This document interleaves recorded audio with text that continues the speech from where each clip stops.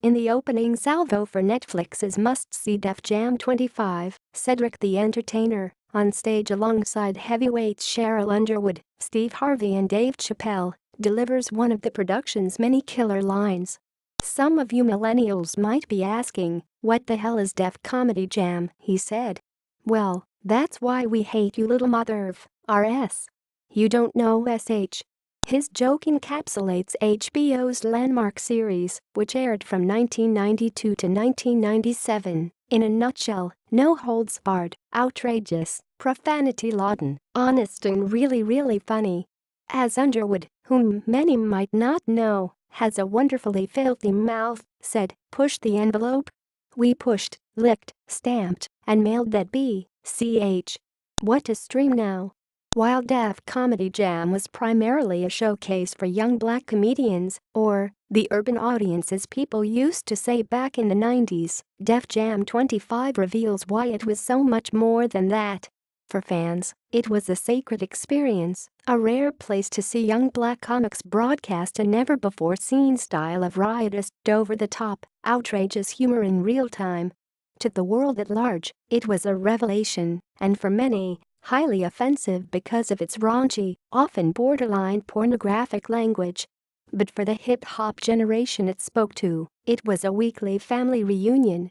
This may not seem like a big deal to the uninitiated, but by corralling a whole galaxy of alums, Def Jam 25 shows how seismic its impact really was.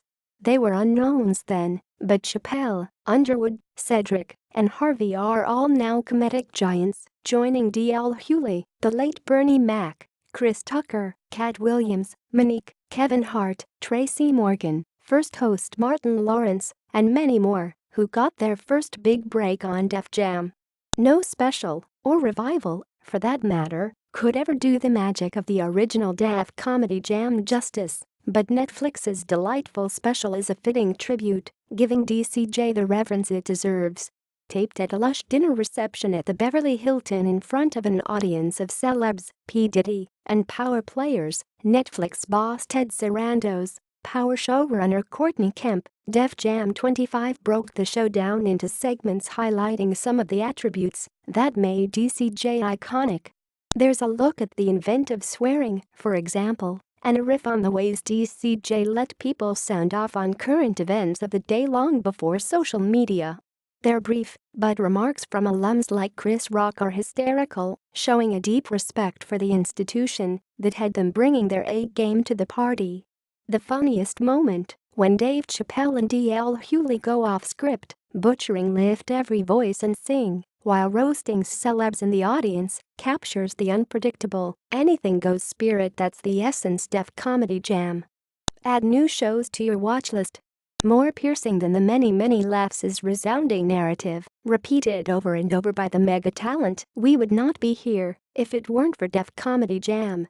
They wouldn't put us on tonight's show." Eddie Griffith, who went on to star in Malcolm and Eddie and goofball movies like the Deuce Bigalow films, said at one point in the night, "All of us motherfers had been doing comedy for 5 years, and nobody would put us on."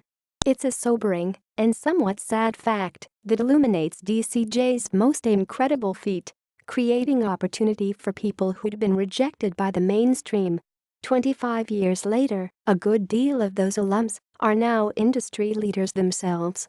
That's part of the reason that Def Jam 25 is so enjoyable. We get to see them all having the last laugh. Def Jam 25 begins streaming on Tuesday, September 26 on Netflix.